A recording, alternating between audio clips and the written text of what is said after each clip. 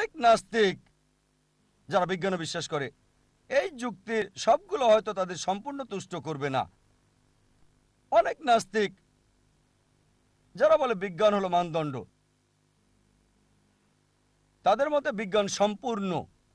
তাহলে চলুন এই সকল নাস্তিকদের কাছে প্রমাণ করি আল্লাহ সুবহানাহু ওয়া তাআলার অস্তিত্ব। যদি আমি জানি যে এই নাস্তিক বিশ্বাস করে বিজ্ঞানে, ধন্যবাদ জানিয়ে তাকে বলবো সহজ একটা প্রশ্ন, যে ধরেন একটা যন্ত্র আছে, একটা মেশিন, যেটা সম্পর্কে পৃথিবীর কেউ আগে জানতো না। যদি আপনার সামনে মেশিনটা আনা হয় আর যদি বলা হয় প্রথম কে বলতে পারবে এই মেশিনটার গঠন সম্পর্কে, নাস্তিক কিছুক্ষণ চিন্তা করে হয়তো বলবে, কে আপনাকে এই মেশিনের গঠন সম্পর্কে বলবে?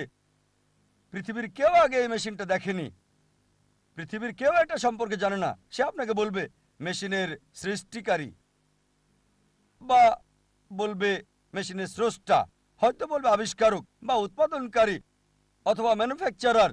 সে যাই বলুক তা কিছুটা একই রকম হবে, হয় স্রষ্টা, ম্যানুফ্যাকচারার, উৎপাদনকারী, সৃষ্টিকারী, আবিষ্কারক, একই কথা। এই উত্তরটা মনে রাখুন। সৃষ্টিকারীকে, স্রষ্টা। যদি বলে অন্য কারো কাছে বা গবেষণাকারীর কাছে বললে হয়তো জানতে পারবে, সেটা পরের বিষয়। আপনি নাস্তিককে বলেন যে এই মহাবিশ্ব কিভাবে অস্তিত্বে আসলো, সে হয়তো বলবে এটা ছিল প্রথমে একটা ঘোলাটে আচ্ছাদন, তারপর দ্বিতীয় বিভক্তি হচ্ছে বিগ ব্যাং, যার দ্বারা জন্ম হলো তারা, চাঁদ, সূর্য এবং পৃথিবী যেখানে বাস করছি। এটা সে বিগ ব্যাং বলে। তাকে জিজ্ঞেস করেন কখন তুমি জানলে পৃথিবীর সৃষ্টি বিগ ব্যাং এর ব্যাপারে? হয়তো বলবে প্রায় 50 বছর আগে, 40 বছর আগে। এই বিষয়টা যা তুমি বলছো বিগ ব্যাং এর ব্যাপারে, এটা কোরআন বলছে 1400 বছর আগে। সূরা আম্বিয়া অধ্যায় 21 আয়াত 30-এ আল্লাহ তাআলা বলেছেন, अवलम यरल्लज़ीना कफ़रू অবিশ্বাসেরা কি দেখে না अन्न समावाति वल अर्दा कानत रतकन फतकनाहुमा। যে আকাশমণ্ডলী ও পৃথিবী একত্রিত ছিল, বিস্ফোরণের মাধ্যমে পৃথক করেছি। আপনি বিগ ব্যাং সম্পর্কে যা বলছেন এই কথা কোরআনে বলেছে 1400 বছর আগে। কোরআনে এইসব কথা কে বলেছে? সে বলবে হতে পারে এটা ধারণা বা কেউ লিখেছিল, সমস্যা নেই, তর্ক করছি না। পরের প্রশ্নে যাই, পৃথিবীর আকৃতি কি? আপনাকে বলবে লোকজন আগে ভাবতো যে পৃথিবী চ্যাপ্টা, আর 1577 সালে স্যার ফ্রান্সিস ড্রেক পুরো পৃথিবী ভ্রমণ করেছিলেন আর প্রমাণ করেছিলেন যে পৃথিবী গোলাকার। আপনি তাকে বলুন কোরআন বলছে সূরা নাজিয়াত অধ্যায় 79 আয়াত 30, वल अर्द बाद ज़ालिका दहाहा। আমি পৃথিবীকে ডিম্বাকৃতি করে বানিয়েছি। আরবি শব্দ দাহাহা এর একটা মানে হচ্ছে প্রসারণ, পৃথিবী প্রসারিত। আরেকটা অর্থ যার মূল শব্দ এসেছে আরবি দুইয়া থেকে, যার অর্থ একটা ডিম। আর আমরা এখন জানি যে পৃথিবী পুরোপুরি বলের মতো গোলাকার না, পোল থেকে কিছুটা চ্যাপ্টা আর কেন্দ্র থেকে কিছুটা সরু। এটা হচ্ছে ভূগোলাকৃতির, কিছুটা ডিমের মতো। আর আরবি শব্দ দুইয়া স্বাভাবিক ডিমকে বোঝায় না, এটা বিশেষ করে উট পাখির ডিমকে বোঝায়। যদি উট পাখির ডিমের আকৃতি দেখে থাকেন, ডিমটা আবার হয় ভূগোলাকৃতির। চিন্তা করেন, কোরআন 1400 বছর আগে বলেছে পৃথিবীর এই আকৃতির কথা। কে এটা বলেছে? সে আপনাকে বলবে আপনাদের নবী মোহাম্মদ সাল্লাল্লাহু সাল্লাম খুব জ্ঞানী লোক ছিলেন, তর্ক করছি না। আবার বলছি, চাঁদের আলো তার নিজস্ব আলো নাকি প্রতিফলিত আলো? নাস্তিক আপনাকে বলবে আগে ভাবতাম যে চাঁদের আলো নিজস্ব আলো, কিন্তু এখন আমরা জানি চাঁদের আলো তার নিজস্ব আলো না, এটা প্রতিফলিত আলো। কখন তুমি জানলে? সে বলবে আমরা জেনেছি সেদিন, 50 বছর আগে, 100 বছর আগে, 200 বছর আগে। কোরআন বলছে 1400 বছর আগে। সূরা ফুরকান অধ্যায় 25 আয়াত 61, যে প্রশংসা তার যিনি আকাশে তারকারাজি স্থাপন করেছেন, তার মধ্যে সূর্য শামস যার নিজস্ব আলো আছে, আর চাঁদ যা ধার করা আলো। সূর্যের আরবি শব্দ হচ্ছে শামস, এর আলোকে আরো বলা হয় সিরাজ ওয়াহাজ, মানে টর্চ বা জ্বলন্ত বাতি। চাঁদকে আরবিতে বলা হয় কামার, এর আলোকে বলা হয় মুনির বা নূর। মুনির মানে ধার করা আলো, আর নূর মানে প্রতিফলিত আলো। চাঁদের আলোকে কোথাও বলা হয় নাই ওয়াহাজ বা সিরাজ, সব সময় বলা হয় নূর বা মুনির, ধার করা আলো বা প্রতিফলিত আলো। 1400 বছর আগে কে কোরআনে এসব কথা বলেছে? দেখবেন থেমে যাবে, উত্তরের অপেক্ষা করবেন না, বলে যান। যখন আমি স্কুলে ছিলাম তখন শিখেছি যে সূর্য ঘোরে, তবে এটা স্থির, এর নিজস্ব কক্ষে নয়।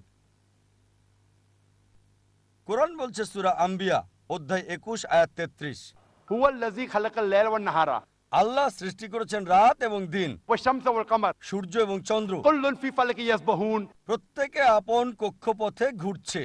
আরবি শব্দ ইয়াসবাহুন মানে চলন্ত দেহের গতি। যদি এটা সৌরজগৎকে বোঝায় তার মানে সূর্য এবং চন্দ্র আবর্তন ছাড়াও ঘুরছে তার নিজস্ব কক্ষপথে। এখন বিজ্ঞান আমাদের বলে যে সূর্যের প্রায় 25 দিন সময় লাগে একবার ঘুরে আসতে। চিন্তা করেন, স্কুলে যা শিখেছি, স্কুল শেষ করেছি 1982 সালে, সূর্য স্থির। 1400 বছর আগে কোরআন বলেছে সূর্য ঘোরে। আমার বিজ্ঞান বইয়ে আছে সূর্য স্থির। এখন জানা গেছে যে সূর্য ঘোরে। তাকে জিজ্ঞেস করেন কে এই সব বলেছে, দেখবেন চুপ করে থাকবে। কিছু সমালোচক হয়তো বলবে এটা তেমন কিছু না যে কোরআন জ্যোতির্বিদ্যা সম্পর্কে বলছে, কারণ আরবরা জ্যোতির্বিদ্যায় খুবই উন্নত ছিল। আমি মানি যে আরবরা জ্যোতির্বিদ্যায় পারদর্শী ছিল, তবে এটাও মনে করে দিচ্ছি যে কোরআন নাজিলের 100 বছর পরের ঘটনা। আরবরা জ্যোতির্বিদ্যায় পারদর্শী ছিল, সুতরাং তারা জ্যোতির্বিদ্যা শিখেছিল কোরআন থেকে, অন্য কোনো উৎস থেকে নয়। পানিচক্রের ব্যাপারে যখন নাস্তিককে বলবেন, তাকে পানিচক্রের ব্যাপারে বলেন, সে বলবে যে পানি বাষ্প হয় সমুদ্র থেকে, তারপর মেঘ হয়, মেঘ আকাশে ভেসে বেড়ায় আর বৃষ্টি হয়ে পড়ে, এভাবে পানি আবার পুনঃস্থাপিত হয়। তাকে জিজ্ঞেস করেন কখন তুমি জানলে, সে আপনাকে বলবে 1580 সালে যখন স্যার বার্নার্ড প্যালিসি পানিচক্রের ব্যাপারে কথা বলেন প্রথমবারের মতো, 1580 সালে। আবার বলেন যা তুমি 1580 সালে জেনেছো, মাত্র 100 বছর আগে। কোরআন বলেছে 1400 বছর আগে। কোরআন বলছে পানি সমুদ্র থেকে বাষ্প হয়, মেঘে পরিণত হয়, মেঘ আকাশে ভেসে বেড়ায়, আবার বৃষ্টির রূপে পতিত হয়, তারপর পানি জমা হয়। পানিচক্রের ব্যাপারে কোরআনে বলা হয়েছে বিস্তারিতভাবে অনেক জায়গায়। সূরা জুমার অধ্যায় 39 আয়াত 21, সূরা রুম অধ্যায় 30 আয়াত 24, সূরা হিজর অধ্যায় 15 আয়াত 22, সূরা মুমিনুন অধ্যায় 23 আয়াত 18, সূরা রুম অধ্যায় 30 আয়াত 48, সূরা নূর অধ্যায় 24 আয়াত 43, আরও আছে সূরা নাবা অধ্যায় 74 আয়াত 12 থেকে 14।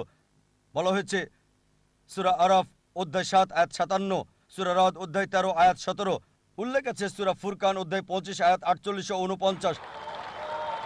আরও আছে সূরা ইয়াসিন অধ্যায় 36 আয়াত 34। আরও আছে সূরা ফাতির অধ্যায় 35 আয়াত 9।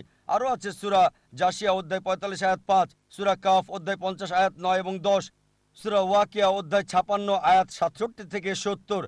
আরও আছে সূরা তারিক অধ্যায় 86 আয়াত 11। এভাবে আমি শুধু যেতেই থাকবো। কোরআন থেকে শুধু উদ্ধৃতি দেওয়া যাবে যেগুলো কেবল পানিচক্র নিয়েই কথা বলছে। কোরআন পানিচক্র সম্পর্কে বিস্তারিত বলছে। কে কোরআনে 1400 বছর আগে এসব বলেছে? কোনো উত্তর দেবে না, ঠিক আছে বলে যান। কোরআন ভূগোল নিয়ে বলছে। ভূতত্ত্ববিদরা বলে পৃথিবীর পুরুত্ব 3750 মাইল। সবচেয়ে গভীরের স্তর গরম এবং তরল, মাঝের স্তরটা কিছুটা পাতলা, তবে 1 থেকে 20 মাইলের মতো হবে। আর এখানে ভূমিকম্পের সম্ভাবনা, সেটার কারণ হচ্ছে ভাঁজ সংক্রান্ত, যার কারণে পর্বত সৃষ্টি হয় আর পৃথিবীকে নড়াচড়া থেকে রক্ষা করে। আল্লাহ বলেছেন কোরআনে, পবিত্র কোরআনে বলা হয়েছে সূরা নাবা অধ্যায় 78 আয়াত 7 এবং 8। আল্লাহ বলেন والجبال أوتادا। আমি পৃথিবীকে করেছি সমতল আর পর্বতসমূহকে খুঁটি। যে কথা বিজ্ঞানও আজ বলছে। একই কথা বলা হয়েছে সূরা আম্বিয়া অধ্যায় 21 আয়াত 31, যে আমি পৃথিবীতে স্থাপন করেছি সুদৃঢ় পর্বত, না হলে পৃথিবী তো হেলে যেত। সমুদ্র বিজ্ঞানের ক্ষেত্রে আগে আমরা জানতাম যে 2 ধরনের পানি রয়েছে, নোনা পানি আর মিষ্টি পানি। কিন্তু কোরআন বলছে সূরা ফুরকান অধ্যায় 25 আয়াত 53 যে তিনি দুই সমুদ্রকে মিলিতভাবে প্রবাহিত করেছেন, একটি মিষ্ট সুপেয়, অন্যটি লোনা তিক্ত, যদিও পাশাপাশি প্রবাহমান, একে অন্যের সাথে মিশে যায় না। এক অন্তরায় আছে, অনতিক্রম্য ব্যবধান। কিন্তু অন্তরায় অনতিক্রম্য ব্যবধান বলতে কোরআন এখানে কি বুঝিয়েছে? আমরা জানি যখন এক ধরনের পানি আরেক ধরনের পানির মধ্যে দিয়ে প্রবাহিত হয় তখন সক্রিয়তা হারিয়ে ফেলে, একত্রিত হয়ে যায়, মিশে যায় প্রবাহের সাথে। এই একত্রিত হয়ে যাওয়ার স্থানটাকে কোরআনে বলা হয়েছে অন্তরায় বারজাক। কোরআন এটা বলেছে 1400 বছর আগে। কোরআন বায়োলজি নিয়েও বলছে। এটা হচ্ছে সূরা আম্বিয়া অধ্যায় 21 আয়াত 30-এ। وجعلنا من الماء كل شيء أفلا يؤمنون। আমি প্রাণবন্ত সবকিছু সৃষ্টি করেছি পানি থেকে, তবু কি তারা বিশ্বাস করবে না? আরবের মরুভূমিতে কে বিশ্বাস করত যে সবকিছু পানি থেকে সৃষ্টি? এখন বিজ্ঞান আমাদের বলছে প্রাণবন্ত সবকিছু পানি থেকে সৃষ্টি। থিওরি আছে, থিওরি অফ প্রবাবিলিটি। ধরেন আপনি একটা অনুমান করলেন, আপনার সঠিক হওয়ার সম্ভাবনাটা নির্ভর করে অপশানের উপর। যেমন ধরেন আমি যদি টস দেই হেড অথবা টেইলস, তার মানে হচ্ছে সঠিক হওয়ার সম্ভাবনা 2-এর মধ্যে 1, অর্ধেক 50%। দুটো অপশন, সঠিক হওয়ার সম্ভাবনা 2-এর মধ্যে 1, 50%। যদি 2বার টস দেই তাহলে সঠিক হওয়ার সম্ভাবনাটা 2-এর মধ্যে 1, 2-এর মধ্যে 1, যদি 4-এর মধ্যে 1 হয় তাহলে 25%। যদি টস দেই 3বারই সঠিক হব, তার সম্ভাবনা 2-এর মধ্যে 1-এর, 2-এর মধ্যে 1-এর, 2-এর মধ্যে 1-এর, তার মানে 8-এর মধ্যে 1, অর্থাৎ 12.5%। যদি একটা গুটি নিক্ষেপ করি যার 6টা তল আছে, আন্দাজে নিক্ষেপ করলে সঠিক হওয়ার সম্ভাবনা 6/1 এখন যদি এই সম্ভাব্যতার থিওরি প্রয়োগ করেন, যে কেউ অনুমান করেছিল, যেমন ধরেন পৃথিবীর আকৃতি কি, আপনি 10টা চিন্তা করতে পারেন, ফ্ল্যাট, স্কয়ার, রেক্ট্যাঙ্গেল, ট্রায়াঙ্গুলার, হেক্সাঙ্গুলার ইত্যাদি ইত্যাদি। হয়তো গোলাকার, যদি অনুমানের ভিত্তিতে করেন এটা গোলাকার, সঠিক হওয়ার সম্ভাবনা 10/1। যদি কাউকে জিজ্ঞেস করেন চাঁদের আলো নিজস্ব আলো নাকি প্রতিফলিত আলো, যদি সে অনুমান করে বলে সঠিক হওয়ার সম্ভাবনা 2-এর মধ্যে 1, দুটোই হওয়ার সম্ভাবনা পৃথিবীর আকৃতি আর চাঁদের আলো তার নিজের নয়, হচ্ছে 10-এর মধ্যে 1-এর 20-এর মধ্যে 1, মানে 5%। সব জীবন্ত সৃষ্টি কিসের তৈরি? হাজারটা জিনিসের চিন্তা করতে পারেন, বালু, লোহা, টিন, কাঠ ইত্যাদি ইত্যাদি। আবার হতে পারে পানি। আপনার এই অনুমান সঠিক হওয়ার সম্ভাবনা 1000/1। এই তিনটাই সঠিক হওয়ার সম্ভাবনা।